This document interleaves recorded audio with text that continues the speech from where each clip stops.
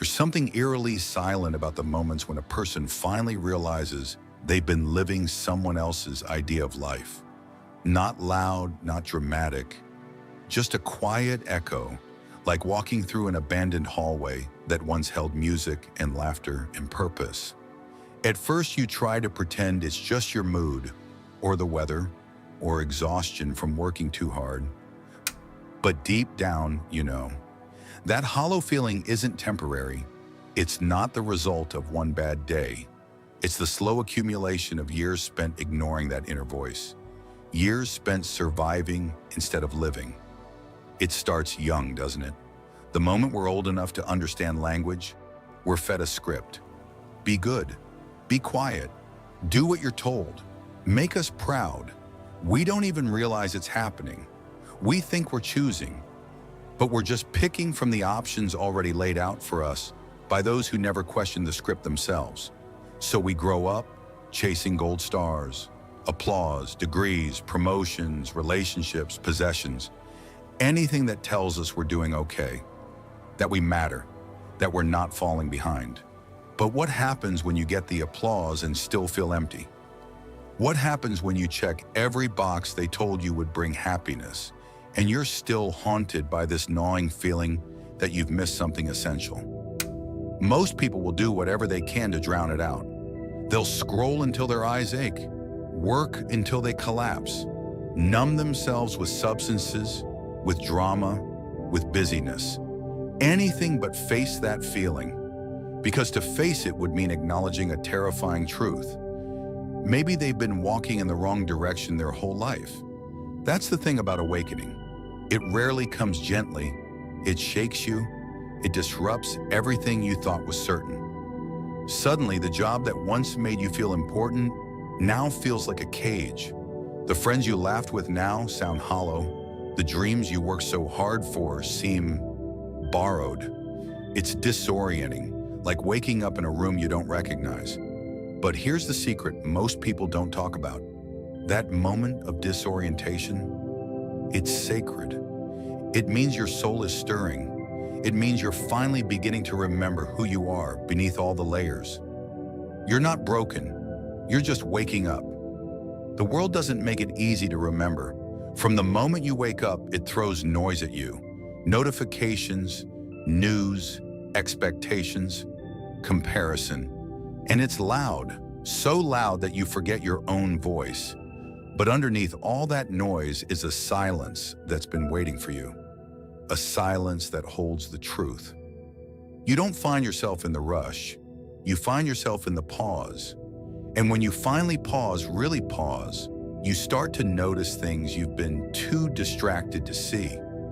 The way your body tenses when you force a smile. The way your chest tightens before meetings. The way your energy drops after certain conversations. You start to notice what drains you and what nourishes you. What feels like a mask and what feels like home. That's when the real work begins. Not the kind of work that gets praised on performance reviews or measured in likes. The inner work, the uncomfortable, messy, liberating work of unbecoming, of peeling back every belief, every habit, every identity that isn't truly yours. Not because those parts of you are bad, but because they were never you to begin with. They were costumes, armor, survival tools. Unbecoming is brutal. You'll grieve identities you thought defined you. You'll question everything, your choices, your relationships, your goals. You'll disappoint people. You'll confuse others. But most of all, you'll scare yourself, because stepping into the unknown, even when it's your truth, is terrifying. But it's also the most honest thing you'll ever do. You'll begin to reclaim the parts of yourself you silenced to fit in. The parts that love to create, to wander, to feel deeply. The parts that questioned everything. The parts that felt too much, wanted too much, dreamed too wildly. You'll begin to remember what joy feels like when it's not performative. What peace feels like when it's not conditional. What love feels like when it's not earned. And then one day you'll look in the mirror and see a face that feels familiar. Not because it matches an ideal, but because it finally matches your soul. You'll realize that authenticity isn't about being loud or dramatic or rebellious. It's about alignment. It's about knowing that your insides and your outsides finally speak the same language. But don't expect the world to clap for you. The world celebrates conformity. It rewards predictability. It doesn't know what to do with someone who isn't playing the game. People might call you selfish, weird, lost. They'll project their fears onto you because your courage will remind them of their own cages. And not everyone is ready to be reminded. Let them talk. Let them misunderstand. Because as you continue to strip away what's false, something incredible begins to happen. You create space. Space for truth, for real connections, for genuine joy, for purpose that doesn't come with a price tag. You start to attract people who recognize your soul, not your resume. You start to experience moments that aren't shared for likes, but savored in stillness. You start to realize that freedom isn't a destination, it's a state of being. And perhaps the most beautiful part? You stop needing to prove anything. You no longer chase love, you become it. You no longer seek validation, you embody it. You no longer strive to be enough. You know you already are. This doesn't mean life becomes perfect. You'll still face challenges, heartbreak, uncertainty, but you'll face them differently, not from a place of fear, but from a place of groundedness. You'll know that no matter what happens outside of you, there's a solid foundation within you that cannot be shaken. And when you meet others who are on this path, there's a silent recognition. No need for explanations or performance, just a deep, shared knowing. We've seen the illusion. We've chosen truth. We're not here to survive. We're here to live. So if you find yourself in that quiet place, unsure, uncomfortable, questioning everything, you're not lost. You're on the verge of remembering, on the verge of becoming, on the verge of coming home to yourself. Trust it. The path back to yourself is the most important journey you'll ever take. And though it may be lonely at times, you're never truly alone. There's a quiet revolution happening, one soul at a time, led by those brave enough to say, "This isn't who I am. I'm ready to find out who I really am." Welcome to that revolution. Welcome to the beginning. There's a strange heaviness that lingers in the space between what is and what could be, a weight that presses on your chest, not because something is wrong, but because something inside of you knows there's more. More to feel, more to understand, more to become.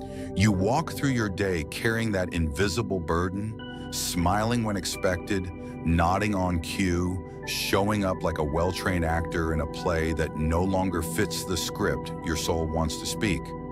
The routines remain the same.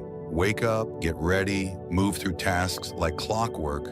But underneath it all, a silent rebellion begins to stir. It doesn't shout or demand, it whispers, a quiet, persistent voice that asks, "Is this all there is?" And for a while you try to silence it. You convince yourself it's a phase, a fleeting thought. But it returns, more vivid each time, more certain that the life you're living is not the life you were meant for. You start to notice things others don't. The falseness in conversations, the hollow victories, the way everyone seems to be sprinting without knowing where they're going. You look around and realize so many are running from themselves, busying their hands and minds to avoid the stillness that might expose how lost they truly are. And yet, the stillness is where everything lives. It's where truth rises like smoke from the ashes of all you've tried to bury. It's in that stillness that you come face to face with the parts of you that have been waiting, patiently, quietly, for you to remember them. The curious child who saw wonder in everything. The passionate dreamer who believed in impossible things. The voice you once silenced because it didn't match the world's definition of acceptable. Those parts of you never left. They were just waiting for your permission to return. It's a painful kind of awakening, the kind that doesn't happen all at once. You don't wake up one morning transformed. It happens slowly, in fragments, in moments you least expect. In the middle of a conversation that feels fake, in the silence after laughter that wasn't real, in the ache you feel when you realize you spent years trying to be who others needed you to be, instead of who you truly are. You begin to strip away the layers, not with grand gestures, but with small, quiet choices. You stop laughing at jokes that hurt your soul. You decline invitations that drain your energy. You begin to say no without guilt and yes without fear. And though the world around you may not understand, you begin to understand yourself. But here's the part that no one tells you. Awakening doesn't always feel like light. Sometimes it feels like loss, because when you decide to reclaim your truth, you lose things. You lose friendships built on conformity. You lose opportunities that require you to shrink. You lose comfort in exchange for clarity, and it hurts. It hurts to walk away from what's familiar. It hurts to watch people you once loved fade into the background of a life you're no longer part of. But what hurts more is the thought of staying small, of living a life that betrays your soul, of reaching the end of your story only to realize you never truly lived it. So you keep going, even when it's lonely, even when your voice shakes, even when every step forward feels like tearing yourself apart just to be whole again. And as you continue to walk this path, something beautiful begins to happen. The world starts to reflect your truth, not immediately, not all at once, but slowly. You meet people who don't need you to explain your depth. You find conversations that nourish your spirit instead of draining it. You discover places that feel like home, not because they're perfect, but because they don't ask you to pretend. And most importantly, you begin to feel safe within yourself. Safe to cry without shame, to celebrate without guilt, to exist without apology. That is what freedom truly means. Not the absence of responsibility or challenge, but the presence of truth. The ability to be exactly who you are without needing permission or validation. And perhaps what surprises you most is how natural it begins to feel, how ease returns to your body, how laughter becomes genuine, how peace stops being something you chase and starts being something you carry. You look back at the person you once were, not with judgment, but with compassion. You understand now that you were doing the best you could with what you knew. You were surviving, but now you're doing more than surviving. You're living, you're feeling, you're becoming, and it's messy and imperfect and absolutely sacred. You start to see the world differently, not as a place you need to conquer, but as a space you get to experience. You stop racing against time and begin dancing with it. You learn to listen, not just with your ears, but with your heart. You notice the way the trees sway when no one is watching, the way a stranger's eyes can hold stories deeper than oceans. You see beauty where others see ordinary, and you realize, maybe for the first time, that the magic you were searching for out there was always within you. It just needed space to breathe. It needed you to stop pretending, to stop performing, to stop apologizing for your existence. And yes, there will still be days when the weight returns, days when doubt creeps in, when fear tries to convince you to go back to the old ways. But now you know better. Now you recognize the voice of fear for what it is, a ghost of the past trying to protect a version of you that no longer exists. You've grown. You've changed. You've tasted truth. And once you've tasted it, you can't go back. You wouldn't even if you could, because you've seen what it's like to live a life that's yours, fully, unapologetically, unmistakably yours. And nothing the world offers can compare to that. Not the approval, not the praise, not the illusion of success. You've chosen something deeper, something real, And that choice, though quiet, is revolutionary. It's a declaration to the universe. I am here. I am enough. I am awake. There are moments, rare and powerful, when you catch a glimpse of the life you were always meant to live.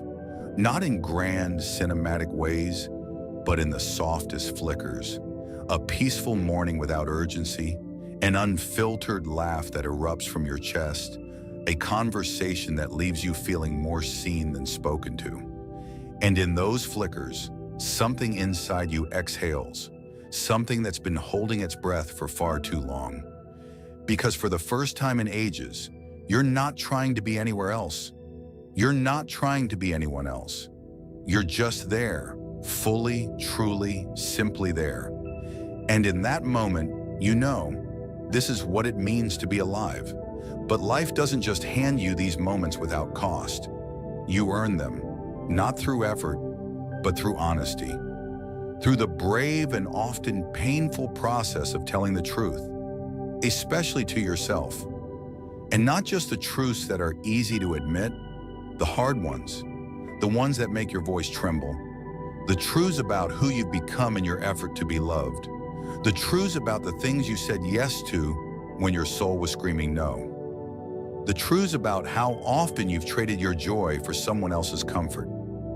These are not admissions for the faint-hearted. They require a kind of self-intimacy that most people spend their entire lives avoiding. But when you finally face those truths, raw and unfiltered, you begin to touch a level of freedom that no outside achievement could ever offer. You begin to realize how much of your suffering came not from life itself, but from resisting your own nature, from trying to force yourself into roles that felt like prisons, from shrinking your voice to avoid conflict, from dimming your light so others wouldn't feel overshadowed. And you see it so clearly now. The cost of belonging at the expense of authenticity is far too high. You start to reclaim the pieces of yourself that were deemed too much, too sensitive, too intense, too emotional, too unconventional. And you begin to see them not as flaws, but as indicators of where your power lives. It's an odd sensation, becoming yourself, because it requires unlearning almost everything you were taught. You start to question the metrics by which you once measured your worth. Suddenly, being busy doesn't feel like a badge of honor. It feels like avoidance. Being liked by everyone no longer feels like success. It feels like dilution. Being in control doesn't feel safe. It feels suffocating. You begin to crave something different, depth instead of approval, alignment instead of achievement, inner peace instead of outer validation. And this craving, it pulls you. Gently at first, like a tide lapping at your ankles. Then all at once, like a wave that lifts you off the shore and carries you out to the unknown. And it's scary. It's so deeply, viscerally terrifying to let go of the familiar, even when you know it's killing your spirit. But something in you knows. Staying would cost you your soul, and leaving might just return it to you. So you leave, sometimes in quiet, subtle ways.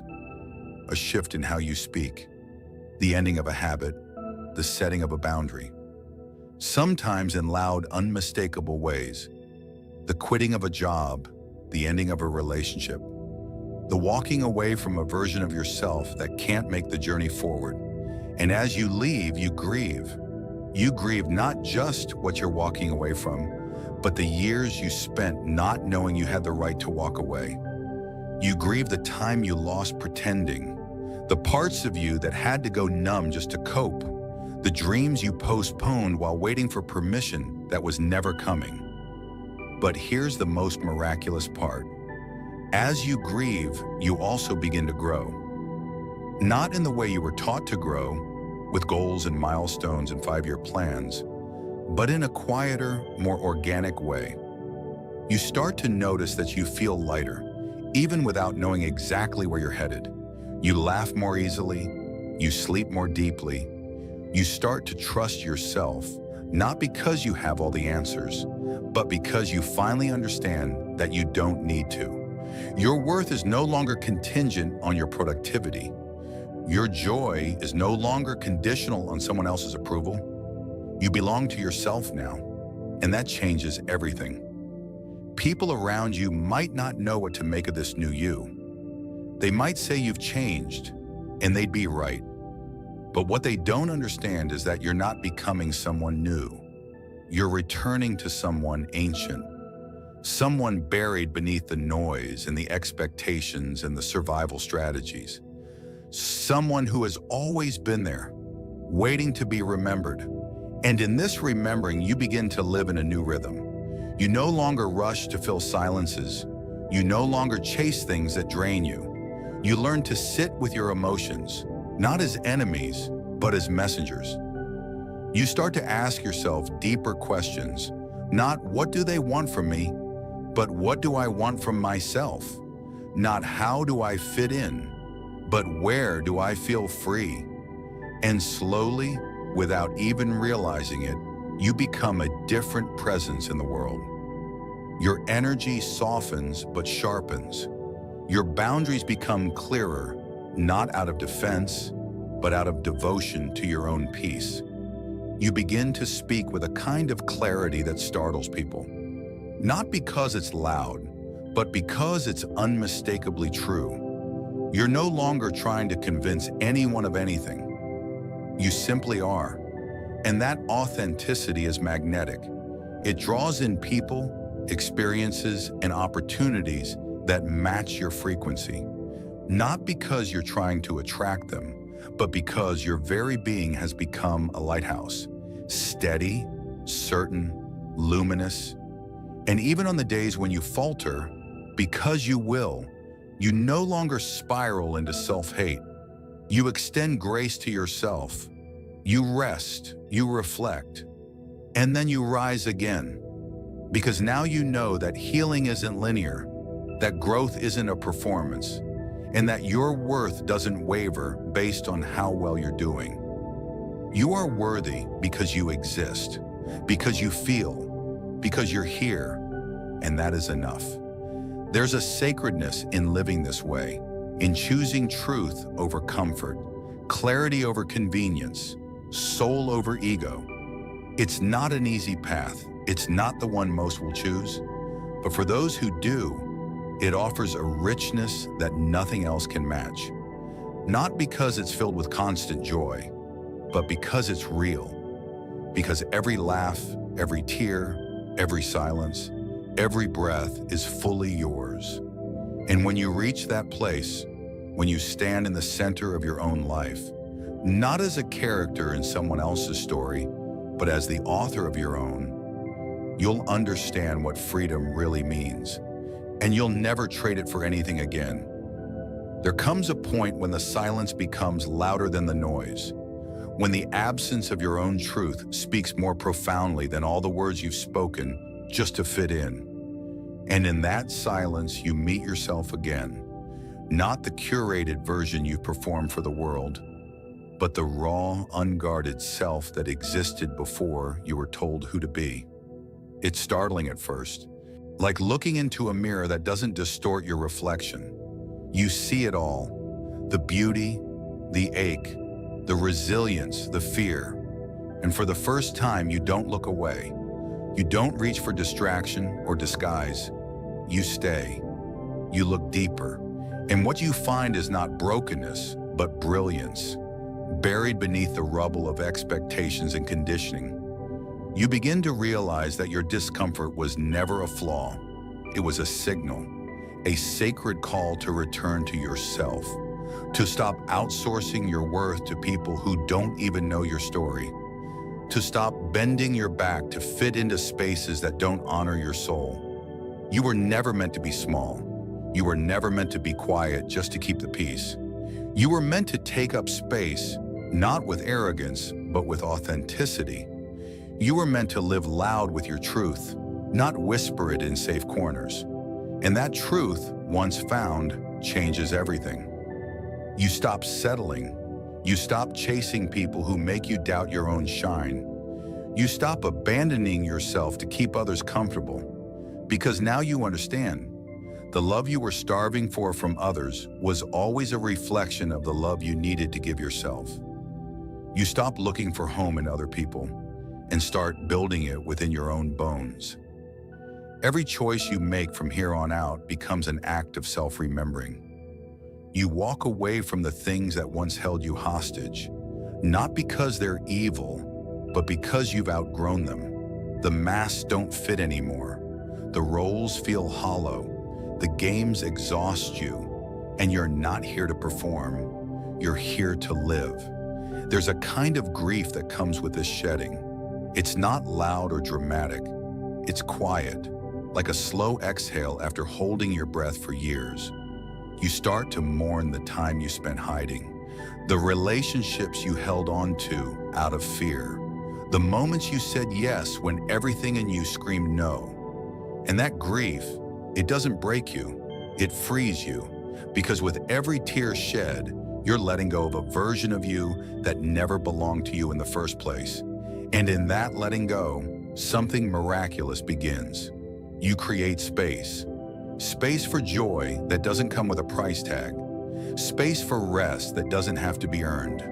Space for people who love you in your entirety, not just the polished parts. Space for dreams you tucked away because they didn't seem realistic. You start to dream again, not with desperation, but with wonder. You start to believe that maybe, just maybe, you were never lost. You were just buried, under obligations, under fears, under the weight of trying to be everything for everyone. And now, layer by layer, you rise. People will notice. Some will celebrate it, some will resist it. Not because they're bad, but because your evolution reminds them of their own stagnation. Your light, once dimmed to protect others, now shines without apology, and that can be confronting. You'll lose some connections, yes, but you'll gain something far more valuable: alignment. You'll start to find people whose eyes light up when you speak your truth, who don't flinch at your depth, who don't try to fix your darkness, but sit with you in it. These are your people, the ones who don't want to change you, but witness you, who don't need you to shrink, but invite you to expand. And with them, you'll build something sacred, a life that feels like home, not because it's perfect, but because it's real. A life where you're no longer performing, but participating, where success is redefined, not by how much you have, but by how free you feel. Where love is reimagined, not as a transaction, but as a celebration. Where peace isn't something you chase, but something you become. And through it all, you remain soft. Not because you're weak, but because you finally realize that softness is strength. It takes immense courage to stay open in a world that taught you to close, to remain gentle in a world that hardened you, to keep choosing love even after betrayal, to keep believing in beauty even after chaos. That's softness, that's your power, that's your rebellion. And in your softness, you become magnetic. Not in the loud, attention-seeking way the world celebrates, but in the quiet, soul-stirring way that draws in exactly what aligns with your truth. Opportunities that honor your pace, people who speak your language, moments that mirror your values. You become a living embodiment of integrity, where your inner world matches your outer expression. No more masks, no more pretending, just you. Gloriously, unapologetically you. There's a rhythm to life when you live this way, not rushed, not forced. It's a rhythm that honors your body, your emotions, your intuition. You begin to live in seasons. Not every day is meant for harvest. Some days are for resting, for grieving, for listening. And you stop shaming yourself for not always being productive. You start measuring your days not by what you accomplished, but by how connected you felt to yourself, to others. Like looking into a mirror that doesn't distort your reflection. You see it all, the beauty, the ache, the resilience, the fear. And for the first time, you don't look away. You don't reach for distraction or disguise. you stay. You look deeper. And what you find is not brokenness, but brilliance, buried beneath the rubble of expectations and conditioning. You begin to realize that your discomfort was never a flaw. It was a signal, a sacred call to return to yourself, to stop outsourcing your worth to people who don't even know your story, to stop bending your back to fit into spaces that don't honor your soul. You were never meant to be small. You were never meant to be quiet just to keep the peace. You were meant to take up space, not with arrogance, but with authenticity. You were meant to live loud with your truth, not whisper it in safe corners. And that truth, once found, changes everything. You stop settling. You stop chasing people who make you doubt your own shine. You stop abandoning yourself to keep others comfortable. Because now you understand, the love you were starving for from others was always a reflection of the love you needed to give yourself. You stop looking for home in other people and start building it within your own bones. Every choice you make from here on out becomes an act of self-remembering. You walk away from the things that once held you hostage, not because they're evil, but because you've outgrown them. The masks don't fit anymore. The roles feel hollow. The games exhaust you, and you're not here to perform. You're here to live. There's a kind of grief that comes with this shedding. It's not loud or dramatic. It's quiet, like a slow exhale after holding your breath for years. You start to mourn the time you spent hiding, the relationships you held on to out of fear, the moments you said yes when everything in you screamed no. And that grief, it doesn't break you, it frees you, because with every tear shed, you're letting go of a version of you that never belonged to you in the first place. And in that letting go, something miraculous begins. You create space. Space for joy that doesn't come with a price tag. Space for rest that doesn't have to be earned. Space for people who love you in your entirety, not just the polished parts. Space for dreams you tucked away because they didn't seem realistic. You start to dream again, not with desperation, but with wonder. You start to believe that maybe, just maybe, you were never lost. You were just buried, under obligations, under fears, under the weight of trying to be everything for everyone. And now, layer by layer, you rise. People will notice. Some will celebrate it, some will resist it. Not because they're bad, but because your evolution reminds them of their own stagnation. Your light, once dimmed to protect others, now shines without apology, and that can be confronting. You'll lose some connections, yes, but you'll gain something far more valuable: alignment. You'll start to find people whose eyes light up when you speak your truth, who don't flinch at your depth, who don't try to fix your darkness, but sit with you in it. These are your people, the ones who don't want to change you, but witness you, who don't need you to shrink, but invite you to expand. And with them, you'll build something sacred, a life that feels like home, not because it's perfect, but because it's real.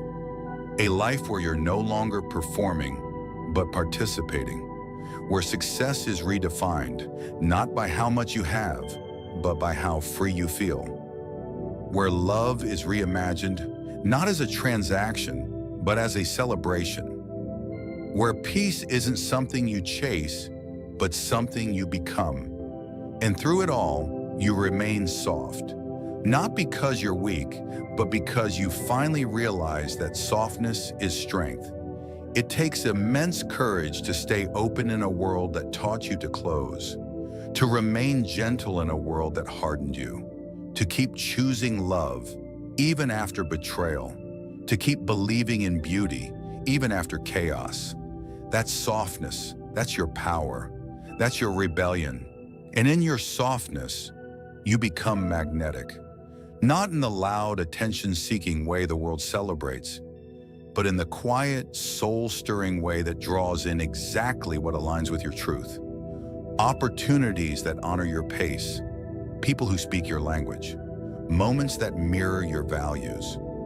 You become a living embodiment of integrity, where your inner world matches your outer expression. No more masks, no more pretending. Just you, gloriously, unapologetically you. There's a rhythm to life when you live this way, not rushed, not forced. It's a rhythm that honors your body, your emotions, your intuition. You begin to live in seasons. Not every day is meant for harvest. Some days are for resting, for grieving, for listening. And you stop shaming yourself for not always being productive.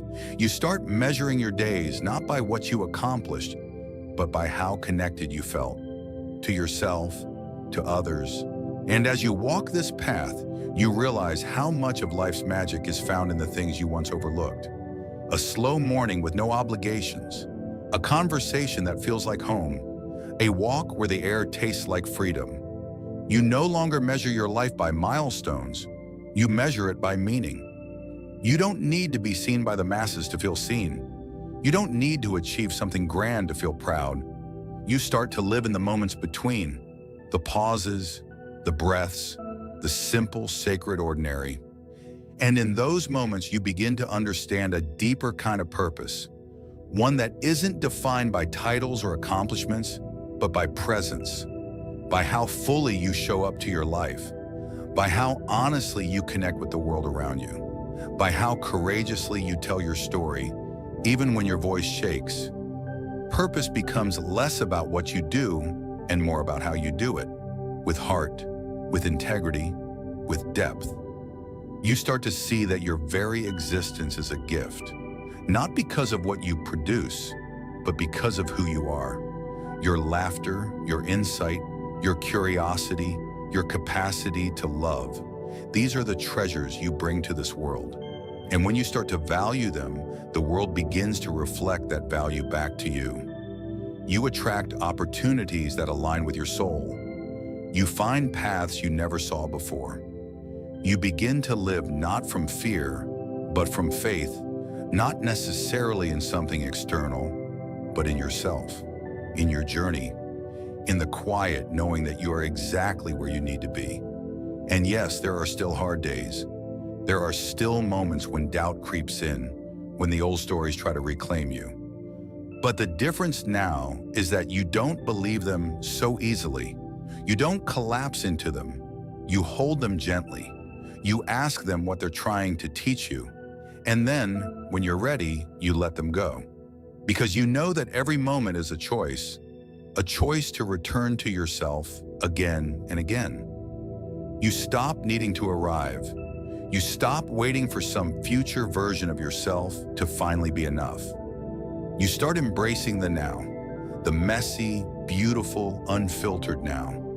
You find beauty in your becoming, peace in your progress, grace in your growth. And in doing so, you become someone who not only lives fully, but inspires others to do the same. Not by telling them how to live, but by showing them what it looks like to be alive. And maybe that's the quiet mission of it all. Not to be perfect, not to be understood by everyone, but to be real, to be rooted, to be whole, to wake up every day and choose, again and again, to live from love instead of fear. To speak your truth even when it shakes the room. To keep your heart open even when the world tries to close it. To be who you are even when it's easier to be who they expect. That's the path. That's the offering. And in walking it, you light the way for others. Not as a guide, but as a witness. Not with answers, but with presence. And that presence, it changes everything. It's strange how the things we run from the most often hold the key to our freedom. The emotions we suppress, the truths we avoid, the versions of ourselves we've been too afraid to meet. These shadows aren't our enemies. They're invitations, not to suffer, but to see ourselves without distortion, without judgment, without the noise of what the world expects. And when you finally stop running, when you turn and face what you once feared, you find that it's not as monstrous as it once seemed. You see a part of yourself that's been aching for acknowledgement. And in that moment, there's no battle. There's only recognition, only reunion. You realize you've spent so much of your life trying to be what others needed you to be. The reliable one, the strong one, the one who always has it together. And somewhere along the way, you forgot that you're allowed to need things too. You forgot that your softness isn't something to hide, but something to honor. That your feelings aren't weaknesses to be managed, but signals to be listened to. And when you finally allow yourself to feel it all, to cry, to rage, to laugh until your ribs ache, you discover something breathtaking. You are still whole, even in your most broken feeling moments. That wholeness has always been there. It's just been buried beneath layers of conditioning. You were told that strength means silence, that love means self-sacrifice, that success means constant motion. But now, standing in the rubble of those beliefs, you see the truth more clearly than ever. Strength is in softness, love is in mutual nourishment, success is in presence. And the more you live from this truth, the more the world begins to shift around you. Not because the world changes, but because your way of seeing it does. You start to release the need to control everything. You stop trying to force outcomes. You let go of timelines that were never really yours. And in that surrender, you find peace. Not the kind that comes from everything going right, but the kind that comes from knowing you'll be okay, even if it doesn't. You trust your path. You trust your timing. You trust yourself. And that trust becomes a sanctuary, a place you can return to when the world feels unsteady. You begin to live more intuitively. You stop ignoring your gut to please others. You stop overriding your own truth just to avoid conflict. You listen deeply to your body, to your spirit, to the quiet whisper that says, "This is not for you," or "This is where you belong," and you follow it. Even when it doesn't make sense to anyone else, even when it means walking away from what once felt familiar, because now you know your intuition has never led you astray. You just weren't taught how to listen, but now you do, and that changes everything. The world becomes less about outcomes and more about experience. You find joy in the in-between, in the process, in the becoming. You no longer need to rush to the finish line. You're not chasing some imaginary there anymore. You realize that you are already in the middle of the miracle, that the life you're living, imperfect, uncertain, unfinished, is the life you once longed for. And in that awareness, you stop holding your breath for the next thing. You exhale. You begin to live. You start finding the sacred in the ordinary. A cup of coffee sipped slowly. The way sunlight filters through the trees. The sound of your own laughter when you forget to be guarded. These small moments, they become your anchors. They remind you that you don't need a grand event to feel alive. You just need presence. You just need to show up fully to what is. And you begin to see yourself as part of something greater. Not in a way that diminishes you, but in a way that connects you. You see how your healing creates ripples, how your courage makes space for others to be courageous too, how your authenticity becomes a lighthouse for someone else lost in their storm. You're not trying to save anyone. You're just living your truth.